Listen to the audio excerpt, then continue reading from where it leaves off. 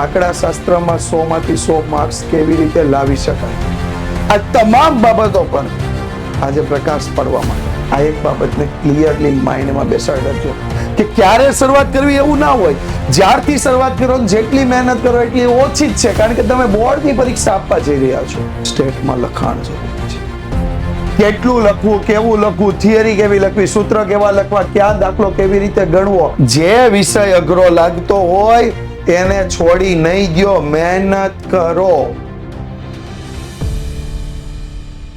Welcome to all of you on Vidyakul Gujarati commerce. આપ સર્વે વિદ્યાર્થી મિત્રોનું વિદ્યાકુલ ગુજરાતી કોમર્સના પ્લેટફોર્મ પર ફરીથી એક વખત સ્વાગત છે.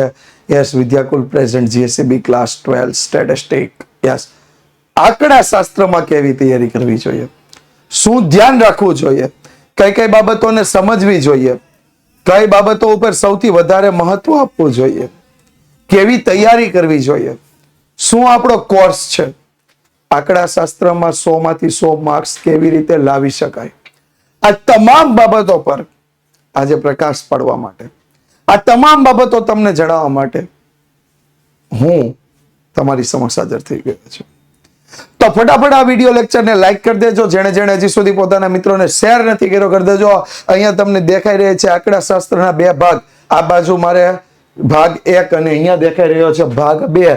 આ બંને ભાગ મળી અને આંકડા શાસ્ત્ર તૈયાર થયેલું છે. 12માના બોર્ડની પરીક્ષામાં આંકડા શાસ્ત્ર 2 ભાગમાં પૂછાવાનું છે. ટોટલ 9 ચેપ્ટરનો આ સંગમ છે અને 9 ચેપ્ટર જો બેસ્ટ રીતે કરી લીધા તો તમને કોઈ પણ વિદ્યાર્થી 100 માંથી 100 માર્ક્સ લાવે.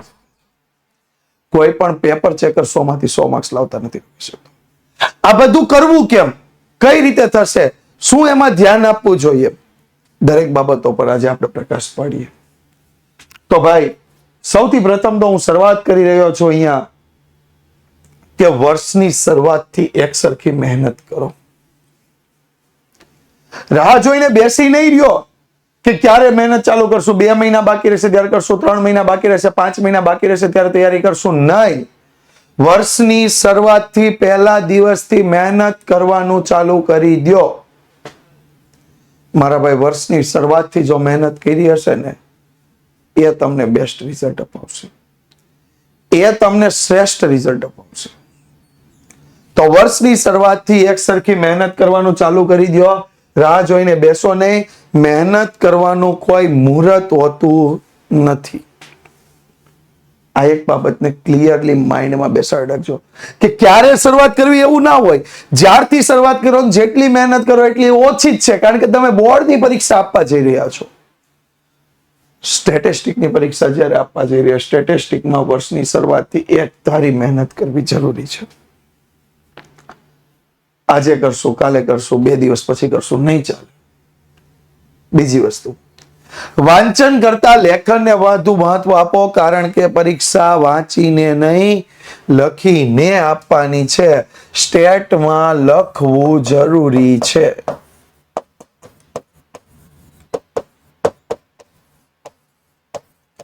આ ગોલ્ડન નિયમ છે, ગોલ્ડન નિયમ. ક્યારેય પણ ભૂલતા નહીં. સ્ટેટમાં લખાણ જરૂરી છે.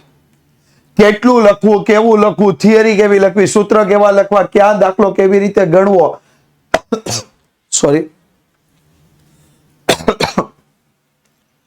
આ તમામ બાબતો એટલી જ મહત્વની છે.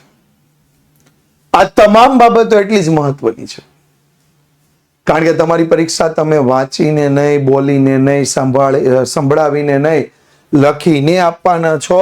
સામેવાળો વ્યક્તિ તમારું મોઢું, નામ, બેઠક નંબર જે કાંઈ પણ છે એને જોઈને પરીક્ષક તમારું મૂલ્યાંકન કરવાનો નથી. એ તમારું મૂલ્યાંકન તમારી સપ્લિમેન્ટરીમાં તમારા લખાણને જોઈને કરવાનું છે. એટલે પહેલું તો લખાણ યોગ્ય કરો. ત્રીજી બાબત, કોઈ પણ વિષયની તૈયારી, કોઈ પણ શિક્ષક કે પ્રકાશન સાથે વર્ષની શરૂઆતથી જોડાયેલા રહો. વારંવાર બદલા નહીં રાખો. આજે આ પ્રકાશનમાંથી ભણી લીધું, કાલે આવતા પ્રકાશનમાંથી નહીં. એક જ પ્રકાશનને લઈને બેસી જાઓ, કારણ કે સફળતા તો જ છે. બદલશો તો શું થશે? અહીંયાથી તમે શરૂઆત કરીએ છીએ એ પ્રકાશનમાં છેલ્લે હશે, સોરી, એ પ્રકાશનમાં છેલ્લે હશે, બરોબર? તો તમને એમ થશે કે મેં શરૂઆતનું જ વાંચી લીધું, હાલો પાછળ વાંચવા દે. તમે એનું જ વાંચશો, બે બાજુથી જે હતું ને છોડી દીધું. સમજાણું? આ બાજુ 1 2 3 5 1 2 3 4 5 હતા, સામે એ 6 7 8 9 10 હતા. તો આ બાજુ જે તમે 6 7 8 9 10 છોડ્યા ને એ બીજા પ્રકાશનમાં 1 2 3 4 5 છોડી ગયા હશે. એટલે અમુક ભાગ તો તમારો ક્લિયર જ નથી થયો. એને કેવી રીતે કરવો, એના માટે શું કરવું, એના પર ફોકસ કરો. એટલે મારી તમને એક જ સલાહ છે કે કોઈ પણ પ્રકાશન હોય, કોઈ પણ શિક્ષક હોય જેની સાથે તમે મહેનત કરવા માંગો છો, વર્ષની શરૂઆતથી એક જ સરખી મહેનત ચાલુ રાખજો, એક જ પદ્ધતિમાં આવી જાઓ. કારણ કે પદ્ધતિઓ વારંવાર બદલાય, આપણા રિઝલ્ટને અસર થાય છે. ક્યારેક પ્રકાશન આપણે વારંવાર બદલીએ, અમુક વસ્તુ 100% છૂટી જાય છે. આવું ન થવું જોઈએ. બીજી વસ્તુ, નાનામાં નાની પરીક્ષાથી લઈ રાઉન્ડ ટેસ્ટ, સામયિક પરીક્ષા કે કોઈ બી વસ્તુ હોય, પરીક્ષા શબ્દ જેની સાથે જોડાઈ ગયો એને મગજમાં બહુ એટલે બહુ ગંભીરતાથી લ્યો, સિરિયસલી લેતા શીખો. આપણે એવું વિચારીએ છીએ કે હજી તો રાઉન્ડ ટેસ્ટ છે ને, હજી સામયિક પરીક્ષા છે ને, હજી મંથલી ટેસ્ટ છે ને, હજી વીકલી ટેસ્ટ છે ને, આવું બધું મગજમાં લઈએ છીએ, એને આપણે ધ્યાનમાં નથી લેતા. જેના કારણે જે નાની નાની પરીક્ષાઓનું જે મહત્વ છે, 1 ચેપ્ટર 1.5 ચેપ્ટર 2 ચેપ્ટરને કારણે આપણી જે તૈયારી થતી હોય એ તૈયારી અંદાજિત તૈયારીમાં ભાગ પડે છે. અંદાજિત તૈયારીમાં શું થાય છે? ભાગ પડે છે. અને એ ભાગ પડે તો જ્યારે પણ આપણે આવી ટેસ્ટને ગંભીરતાથી નથી લેતા, ત્યારે જ્યારે મોટી ટેસ્ટ, મોટા ટેસ્ટ આપવાની થાય, જ્યારે બોર્ડની પરીક્ષા આપવાની થાય, એવી ટેસ્ટ આપવાની થાય, તો શું થશે? તો તમે એટલું જલ્દી તૈયારી નહીં કરી શકો, એટલી ફાસ્ટ તૈયારી નહીં કરી શકો. કેમ? તો કે તમે નાની ટેસ્ટની તૈયારી નથી કરી. જો નાની ટેસ્ટની તૈયારી તમે વ્યવસ્થિત કરી દીધી હશે, સરખી એક પદ્ધતિથી કરી દીધી હશે, એક મગજમાં રાખી લીધો છે મારે આ પરીક્ષા પણ એટલી અગત્યની છે, તો એની ઇફેક્ટ એવી આવશે કે તમે મોટી ટેસ્ટની જ્યારે પણ તૈયારી કરતા છો એ પહેલા એક વખત બધું જ રિવાઇઝ થઈ ગયું હશે. સો ફોર ધેટ નાની ટેસ્ટથી લઈ મોટામાં મોટી ટેસ્ટ સુધી બધું જ કમ્પ્લીટ કરી રાખો, બધું જ કમ્પ્લીટ કરી રાખો. ત્યાર પછી જેના પર મારો સૌથી વધારે ફોકસ છે, જે વિષય અઘરો લાગતો હોય એને છોડી નહીં દો, મહેનત કરો. કારણ કે ઘસાઈને સોનું પણ ચળકાટ આપે છે. કચ્છનું આ ગામડું સમખ્યાળી વિલેજ, ભૂકંપ પછી તમે જોવો તો કેવી હાલત છે. જો ગામના લોકો છોડી દીધું હોત ને કે આ મહેનત નથી કરવી, હવે થઈ જશે, આ કોઈ દી હરકું ન થાય, તો આજે જે આ ન્યૂ સમખ્યાળી વિલેજ દેખાય છે ન મળત. 20 વર્ષમાં આ પોઝિશન થી આ પોઝિશન પર જો એક ગામડાની હાલત થઈ જશે તો આપણું રિઝલ્ટ 12 મહિનામાં સુધરે. મગજમાં નક્કી કરી નાખો, ગમે એવી અઘરી માહિતી છે, ગમે એવો અઘરો વિષય છે, સ્ટેટિસ્ટિક 100% અઘરો વિષય છે, હું માનું છું, પણ અઘરો ત્યાં સુધી છે જ્યાં સુધી તમે એને રીડિંગ નથી કર્યું, જ્યાં સુધી તમે એને પ્રેક્ટિસ નથી કરી, જ્યાં સુધી તમે એનામાં ધ્યાન નથી આપ્યું, જ્યાં સુધી એનામાં તમે દરરોજ 1 2 કલાકની પ્રેક્ટિસ નથી કરી, જ્યાં સુધી તમે એની વ્યાખ્યાઓને લખીને તૈયાર નથી કરી, જ્યાં સુધી તેને સૂત્રને તમે યાદ રાખવાનો તૈયારી નથી કરી.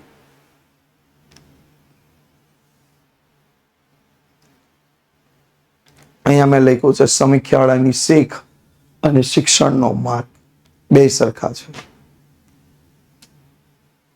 એક મોટિવેશન સ્પીકર તમને મોટિવેટ કરી શકે છે, પણ એ મોટિવેશન ટકાવી રાખવું એ તમારા હાથની વાત છે.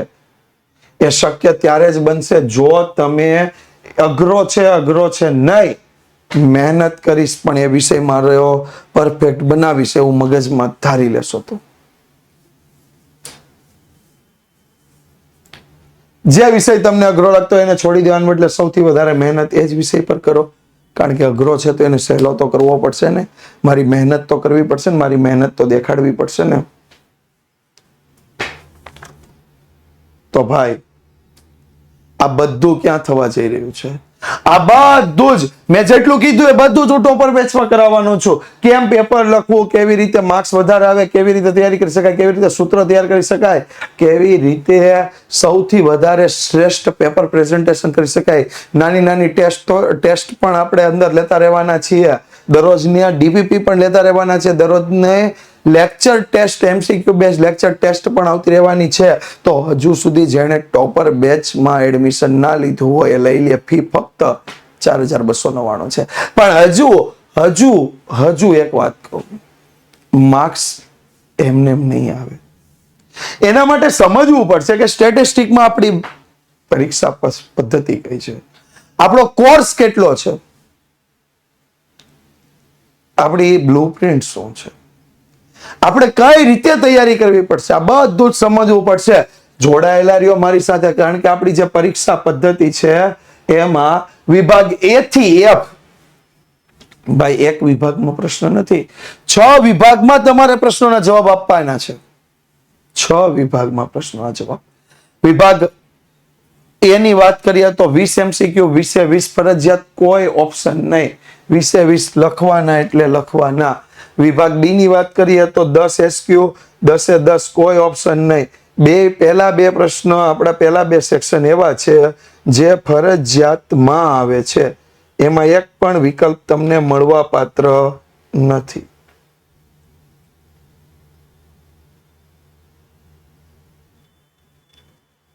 ઓકે.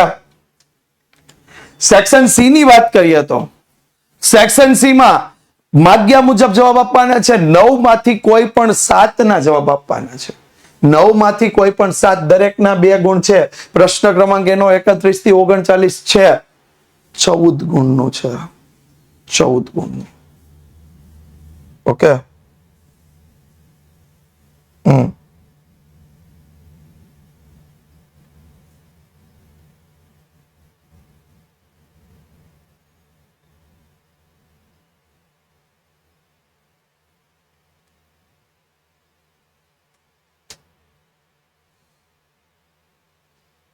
ડન.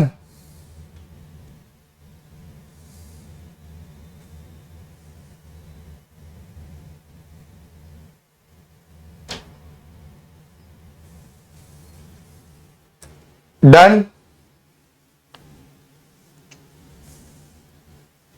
સેક્શન C 9 માંથી કોઈ પણ 7 પ્રશ્નો.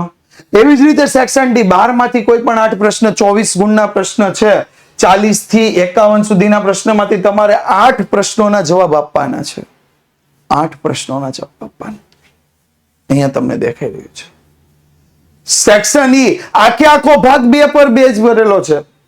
4 માંથી કોઈ બી 3 પ્રશ્નોના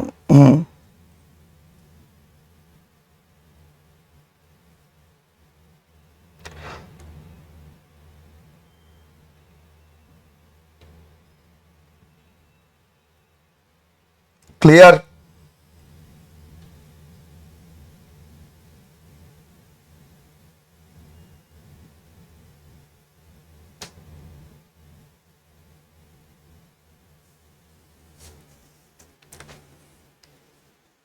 સેક્શન E આખો ભાગ 2 પર, તો એવી જ રીતે સેક્શન F આખો ભાગ 1 પર.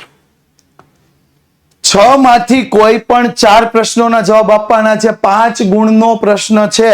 56 થી લઈ 61 સુધીના પ્રશ્નો છે. 20 ગુણનો સેક્શન છે. આ આપણી પરીક્ષા પેટર્ન છે. પરીક્ષા પેટર્ન ખબર પડી ગઈ, માળખું ખબર પડી ગઈ, બ્લુપ્રિન્ટ શું હોઈ શકે, એ પહેલા આપણો સિલેબસ શું હોઈ શકે. તો સિલેબસ આપણો છે 9 ચેપ્ટર. 9 ચેપ્ટર. પહેલું ચેપ્ટર સૂચકાંક. કમસે કમ 12 થી 13 લેક્ચરમાં આ ચેપ્ટર હું કમ્પ્લીટ કરાવવાનો છું. બીજું છે સુરેખ સહસંબંધ. એમાં પણ એટલા જ લેક્ચર 3-4 રીત અલગ અલગ આપેલી છે. ઓકે.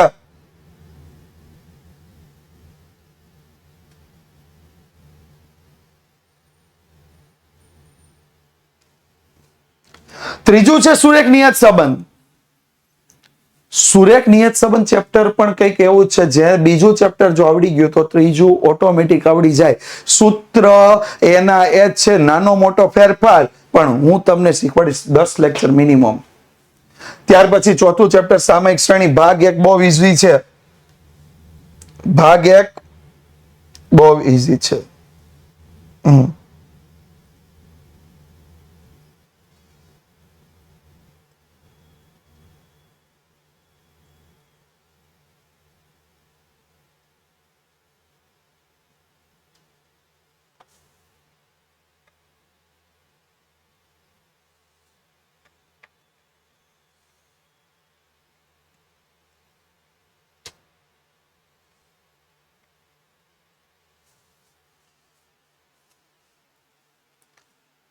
ભાગ 2 ટોટલ 5 ચેપ્ટર.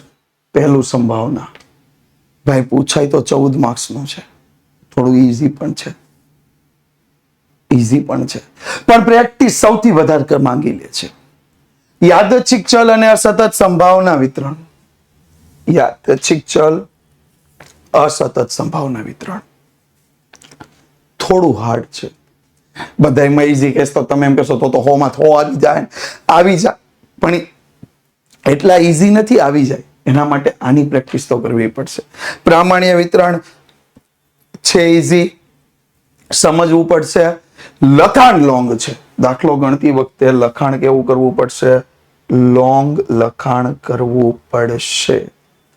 લક્ષ અને વિકલન બિલકુલ 10માના અવયવ, 10માની પદ્ધતિઓ પર આધારિત આ ચેપ્ટર પૂરેપૂરું ખાલી ગણિત ઉપર છે. અને બીજી ખાસ બાબત તમને કહી દઉં, પહેલો ભાગ પૂરેપૂરો કેલ્ક્યુલેટર બેઝ છે. કેલ્ક્યુલેટર વગર એમાં એક દાખલો ન ગણી શકાય. બીજા ભાગમાં કેલ્ક્યુલેટરની બને ત્યાં સુધી જરૂર જ નહીં પડે, અને જરૂર પડશે તો કયા ચેપ્ટરમાં પડશે? તો કે બીજા અને ત્રીજા ચેપ્ટરમાં. બાકી પહેલા, ચોથા, પાંચમામાં ક્યાંય જરૂર નહીં પડે.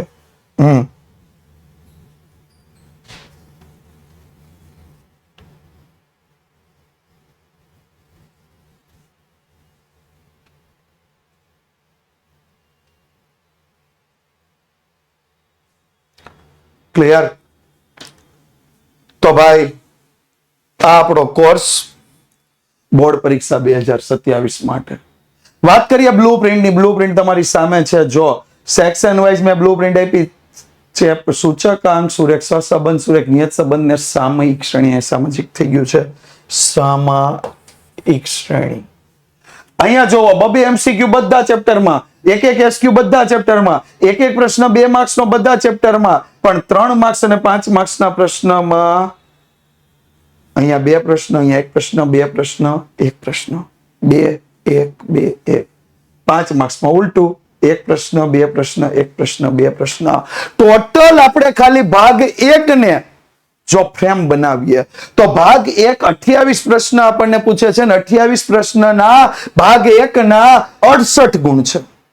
ખાલી ભાગ 1 68 ગુણ. એટલું સિમ્પલ નથી. ભાગ 1 ના 68 ગુણ છે. ઓકે. ત્યાર પછી વાત કરીએ ભાગ 2 માં. તો ભાગ 2 માં પણ 2 એમસીક્યુ, પહેલા ચેપ્ટર 3 3 2 2. 12 એમસીક્યુ ભાગ 2 ના છે. 12 એમસીક્યુ ભાગ 2 માંથી. જ્યારે એસક્યુ માં 6 પૂછાય છે, જેમાં ત્રીજા ચેપ્ટરમાંથી 2 એસક્યુ છે.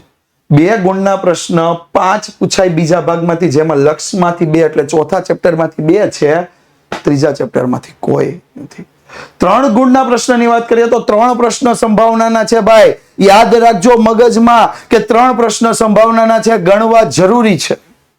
2 પ્રશ્ન અસતત ચલના છે અને 1 પ્રશ્ન વિકલનનો છે. અને 4 ગુણના પ્રશ્નમાં 2 પ્રશ્ન પ્રામાણ્ય વિતરણના, 1 પ્રશ્ન લક્ષનો અને 1 પ્રશ્ન છે વિકલનનો. ટોટલ અહીંયા ગણીએ તો 33 પ્રશ્ન, કારણ કે MCQ SQ થી વધારે છે. માર્ક્સ આના 62 છે. ટોટલ 130 માર્ક્સનું આ પેપર છે. 130 માર્ક્સના પેપરમાંથી તમારે કમસે કમ તમે ગણો તો 115 માર્ક્સનું એટેન્ડ કરી શકો. આ મારો અનુભવ છે, આ વિદ્યાર્થીઓનો અનુભવ છે, જે મારી પાસે ટોપર બેચમાં ભણ્યા એનું કેવું છે કે સર 115 120 માર્ક્સનું પેપર આરામથી એટેન્ડ થાય. સ્ટેટિસ્ટિકમાં ક્યારે પેપર પૂરું ન થાય એવી ફરિયાદ હોય જ નહીં. સ્ટેટિસ્ટિકમાં ફરિયાદ એ હોય કે આની બદલે આ લખાઈ ગયું, આની બદલે આ લખાઈ ગયું, અને એવું ન થાય એટલા માટે થઈને ટોપર બેચ તમારા માટે છે. બીજી વાત કરીએ તો બ્લુપ્રિન્ટ જે મેં તમને આપી એને બરાબર સમજી લ્યો. આ તમને હું એટલા માટે કહી રહ્યો છું કે તમારે 100 માંથી 100 લાવવા હોય તો બ્લુપ્રિન્ટ ને બરાબર સમજી લ્યો. બરોબર.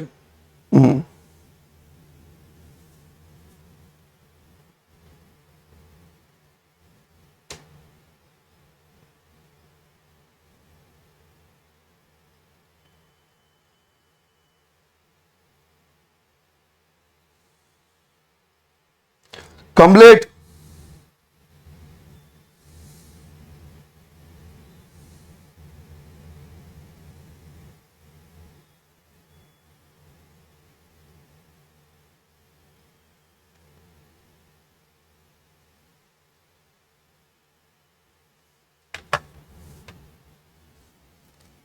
તો જો અહીંયા આપ્યું છે ચારે પ્રકરણ રોકડિયા માર્ક્સ અપાવે એવો પહેલો ભાગ છે. સેક્શન F ના દાખલા આમાંથી જ આવે છે. આમાંથી બને એટલી વધારે પ્રેક્ટિસ કરો. માર્ક્સ પૂરા ભાગ 1 નો અડધો માર્ક્સ ન જવો જોઈએ. ભાગ 2 માં કયા ચેપ્ટરમાં પ્રેક્ટિસ કરવી પડશે તો સંભાવના અને લક્ષમાં. મેં કીધું તો સંભાવનાની પ્રેક્ટિસ વધારે જરૂરી છે. ખાસ કરીને એના ખ્યાલોને બરાબર સમજો. વિવિધ પ્રકારના દાખલા ગણો, એમાં અલગ અલગ દાખલા છે. અલગ અલગ પ્રકારના દાખલા ગણતા રહ્યો. Next one, section AB 100% score કરવા માટે 100% સ્કોર કરવા માટે પાઠ્યપુસ્તકના દરેક સ્વાધ્યાયના MCQ 1-2 વાક્યના પ્રશ્નો મોઢે કરી નાખો. પાઠ્યપુસ્તક સિવાય MCQ SQ ક્યાંયથી બહારથી નથી આવતા. હવામાંથી કોઈ MCQ SQ આવવાનું નથી. પાઠ્યપુસ્તકમાંથી જ આવવાનું છે. કમ્પ્લીટલી તૈયાર કરી રાખો. જૂના પેપર્સના હેતુલક્ષી પણ જોઈ લ્યો. બધું જ આપણે પાઠ્યપુસ્તકને માન્યતા આપવાની છે. તો સેક્શન C માં ટૂંકા દાખલા, C D ની વાત કરીએ, ટૂંકા દાખલા, થિયરી, નાના સૂત્ર ખાસ તૈયાર કરો. અને અમે ટોપર બેચમાં એટલા માટે PYQs પણ કરાવીએ છીએ. ખ્યાલને બરોબર સમજો. આમાં છે ને તમને ગણતરી ઓછી, લખવાનું ઓછું, માઇન્ડ ચલાવવાનું વધારે પૂછે છે. સેક્શન EF માં મોટા દાખલા હોય છે. ગણતરીમાં એક નાની એવી ભૂલ તમારા માટે 2-3 માર્ક્સ કપાવી શકે છે. કેલ્ક્યુલેટરનો ઉપયોગ સાવચેતી મુજબ કરો. પગલા એટલે સ્ટેપ મુજબ દાખલો ગણો. આપણે પગલામાં નહીં સમજીએ, આપણે સમજીએ છીએ સ્ટેપમાં. ઓકે.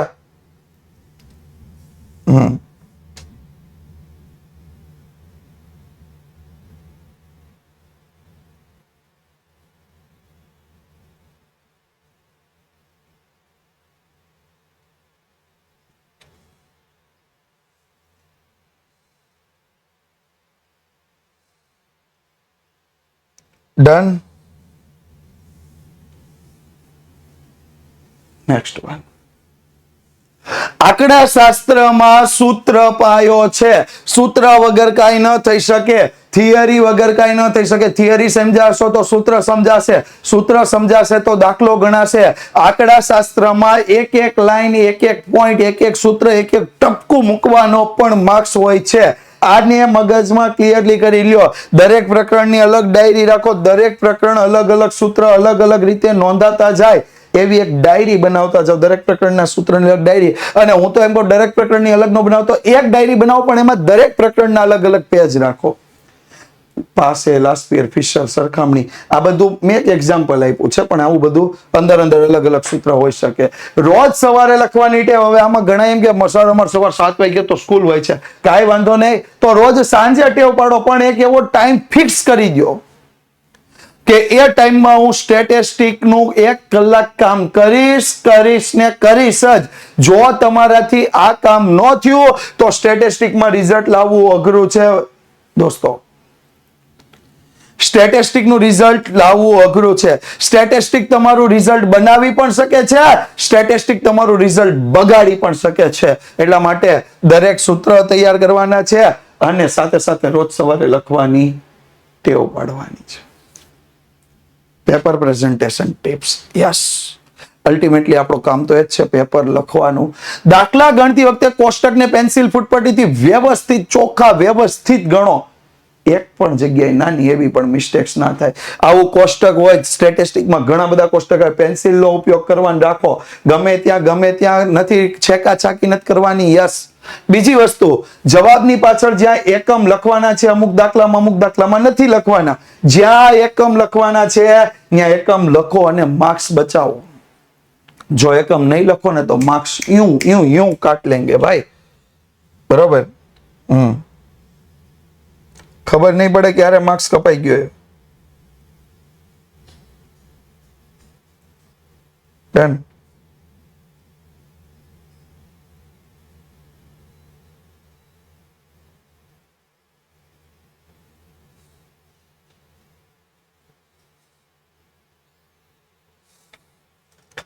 ડન.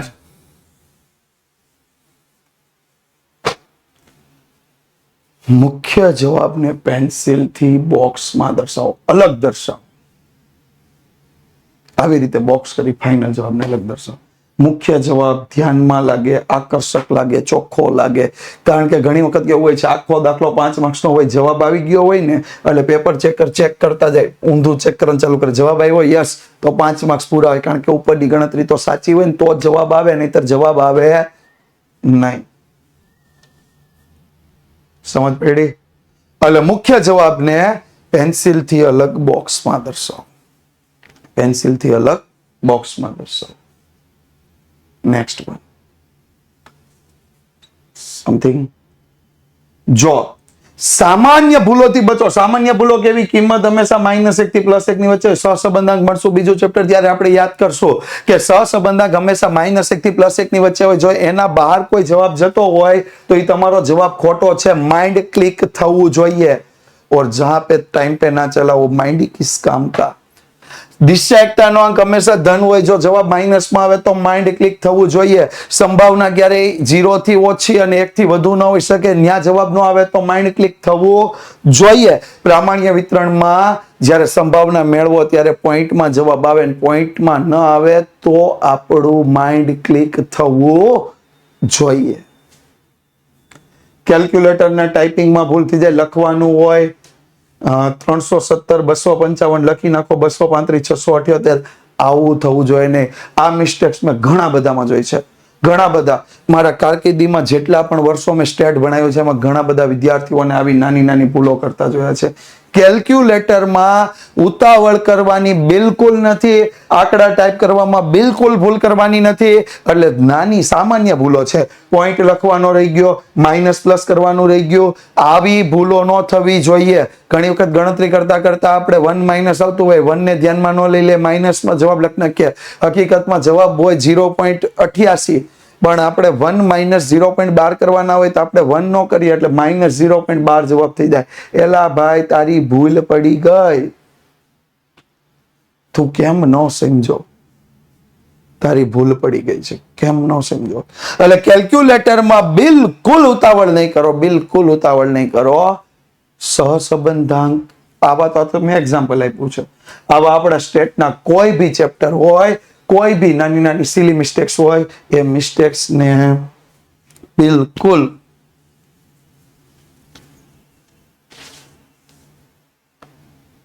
ધ્યાનમાં લઈ લો. બસ આટલું જ કહેવા માટે આવ્યો તો. બાકી આપણી પાસે આપણા પ્રકાશનના બુકો પણ છે. યુથ સ્વયં પ્રકાશનની સ્ટેટિસ્ટિકનું શ્રેષ્ઠ મટીરિયલ પ્રેક્ટિસ કરવા માટે પણ છે. મેં કીધું એમ વર્ષની શરૂઆતથી એક જ મટીરિયલ સાથે જોડાયેલા રહો. આપણી ટોપર બેચ પણ છે. આખું વર્ષ એક સાથે તૈયારી કરાવીશ અને એટલું જ નહીં, એનું રિવિઝન કરાવીશ. અને એટલું જ નહીં, પેપર કેમ લખવું એ 5 પેપર લખીને પણ તમને સમજાવીશ. ખાલી જોડાયેલા. તો બસ આજના માટે આટલું જ. ફરીથી મળશું ત્યારે ફરીથી આવી જ કોઈક તૈયારી સાથે, આવા જ કોઈ વિષય સાથે, આવી જ કોઈક ચર્ચાઓ સાથે ફરી મળતા રહીશું. જોડાયેલા રહેજો Vidyakul Gujarati commerce YouTube channel સાથે. Thank you so much.